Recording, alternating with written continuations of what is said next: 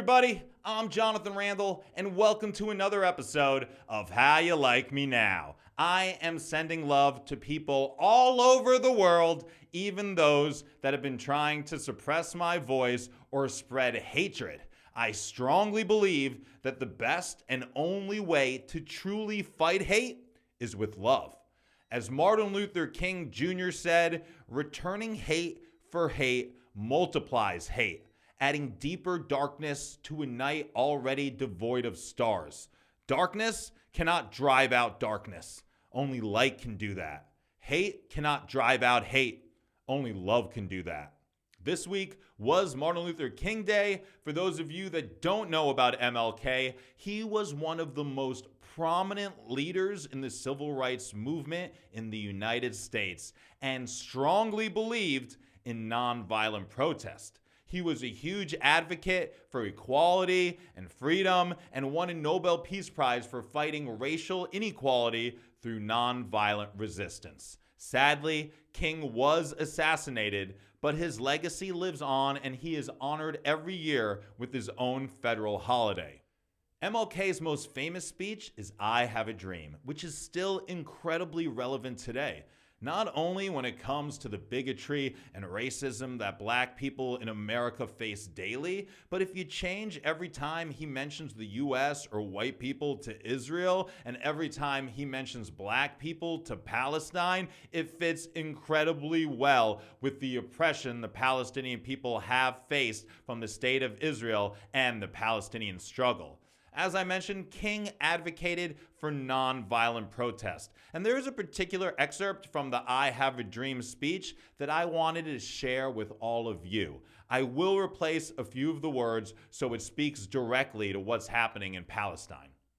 But there is something that I must say to my people who stand on the warm threshold which leads into the palace of justice. In the process of gaining our rightful place, we must not be guilty of wrongful deeds.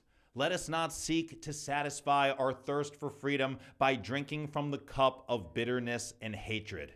We must forever conduct our struggle on the high plane of dignity and discipline. We must not allow our creative protest to degenerate into physical violence.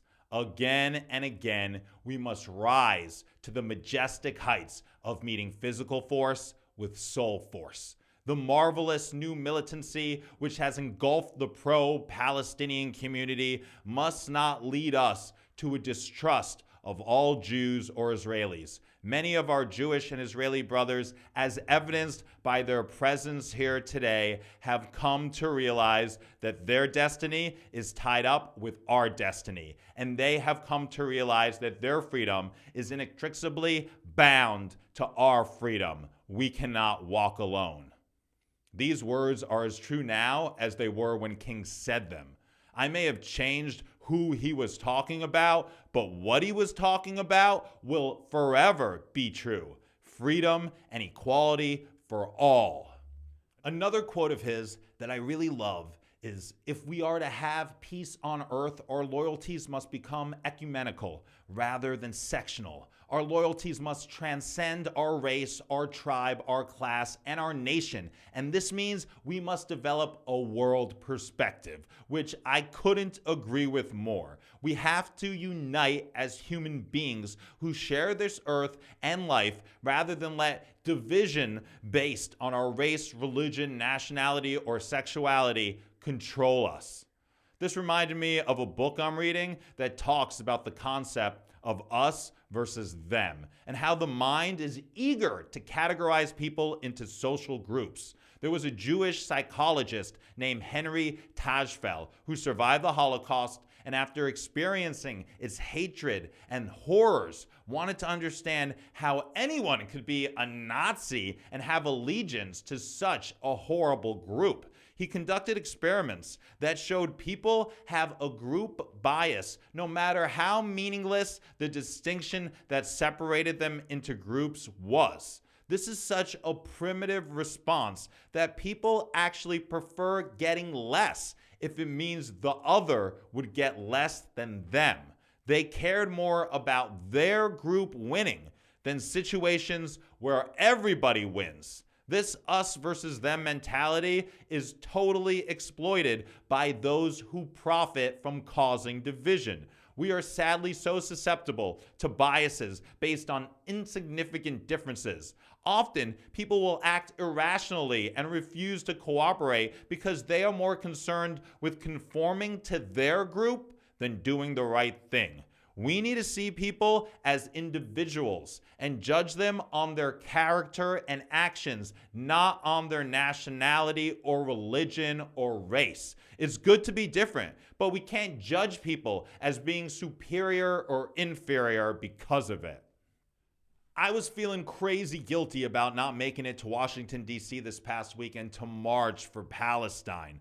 Thankfully, I was talking to a friend of mine, and he told me about the Cultural Resistance March taking place in New York City, and I am so grateful that I was in the city and was able to participate and learn more about the Freedom Theater in Jenin. It was such an incredible experience to be protesting with other artists for Palestine, and it was one of the most creative and positive protests I have ever been a part of.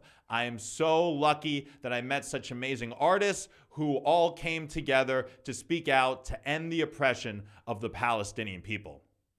The Freedom Theater is a community-based theater and cultural center located in the Jenin refugee camp in the West Bank. Their vision is one of cultural resistance that challenges all forms of oppression.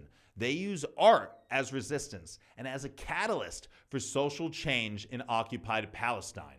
The theater was inspired by an Israeli human rights activist, Anna Mir Kamis, and her work with Palestinian children experiencing chronic fear, depression, and post-traumatic stress disorder, which is common considering these children live under the brutal Israeli military occupation. Even though the Freedom Theater is a symbol of peace and hope, it is still regularly raided and vandalized by the Israeli military, and its staff have been arrested, some of whom are still being kept in administrative detention, which means they are being held against their will without a trial, which sounds a lot like they are hostages to me. And like all hostages, they need to be freed immediately. To learn more about the Freedom Theater, please visit their website, thefreedomtheater.org. Your favorite Jewish senator, Bernie Sanders, tried to pass a resolution that military aid to Israel would be conditional on whether they were violating human rights, which sounds pretty reasonable to me, but of course was shot down by those who prefer to continue to bow to AIPAC and the state of Israel. If the U.S. had to make a report of all of Israel's violations to Palestinian human rights, then the American public would no longer be able to plead ignorance to Israel's war crimes. The US of A gives $3.8 billion a year to Israel in military assistance, and Bozo Biden wants to give another $14 billion. The U.S. has executed its third attack against Yemen's Houthis, who have been attacking commercial ships in the Red Sea in response to Israel's war on Gaza. The joint U.S. and U.K. attacks have not deterred the Houthis, who continue to attack ships in the Red Sea and say the airstrikes against them will be the greatest folly in the United States and Britain's history. The U.S. will reportedly be redesignating the Houthis as a terrorist group. The Houthis have not killed anyone in their dozens of attacks on merchant vessels, but they have seriously disrupted the flow of international commerce. The U.S. airstrikes in Yemen have killed at least 5 people. Yemen has been suffering from one of the world's worst humanitarian disasters for years, and the U.S. says that the Houthis being specially designated global terrorists will not affect Yemen civilians getting urgent aid. Of course, the reason they are so desperately in need of aid is because of the Saudi-led civil war the U.S. has been backing there since 2015. There is a video circulating online of an Israeli soldier using a Palestinian as a human shield in the West Bank. After having his shop raided, he was taken outside by an Israeli soldier and marched up the street while the soldier rested his gun on his shoulder, and another 2 Israeli soldiers followed closely behind them. The soldier told the shopkeeper he would be using him as a human shield to block Palestinian kids from throwing stones at them. The use of human shields is condemned under international law, but not only does Israel physically use Palestinians as human shields, but it says that Hamas using them as human shields is the reason why they have to kill so many Palestinians, which is complete and utter bullshit. Let's talk watermelon, which is not only a symbol of protest in the West Bank and Gaza, but has become a global symbol of solidarity with the Palestinian people. Israel has long cracked down on displaying the Palestinian flag, and convicted racist and terrorist supporter Itamar Ben-Gvir, who wasn't allowed in the military because of his extremist views, but is somehow the national security minister, even banned them in public places last year. The watermelon shares the same colors as the Palestinian flag: red, white, green, and black. After the Israeli military shut down a Palestinian art exhibit in the 80s because it contained art that were the colors of the Palestinian flag, people started waving watermelons in protest and continue doing so today. The watermelon emoji has also become a go-to for pro-Palestinian activists online because it confuses the algorithm that censors Palestinian content. They could try to ban the Palestinian flag. They can have its emoji flagged on social media. They can censor the word Palestine, but they can't ban the watermelon. And it being a symbol of freedom and equality for Palestine just makes the fruit that much sweeter. Free Palestine. Huge thank you to everybody who has supported me on Ko-fi. I can't even begin to tell you how grateful I am for your support there. I now have over 50 monthly members and over 100 people have showed me support there. I'm going to start doing monthly Zoom Q&As for everybody who's a member there. So if you like my work and you want to support it so I can continue making the content I want without having to worry about being silenced or losing gigs, for speaking out for Palestinian human rights and freedom and equality for all people, then please join me at kofi.com/Jonathan Randall. I will put the link in the description. Of course, you can follow me across social media at Jonathan Randall. I encourage you to particularly follow me on Instagram. If you truly support Israel, then you need to join the fight, not only for a ceasefire, but to end the occupation and stop the ongoing dehumanization of the Palestinian people. Israel can and will never be safe as long as Palestine is being oppressed. And the dream of Israel can never become a reality at the expense of Palestinian life.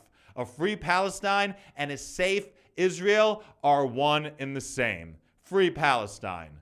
I'm Jonathan Randall. How you like me now?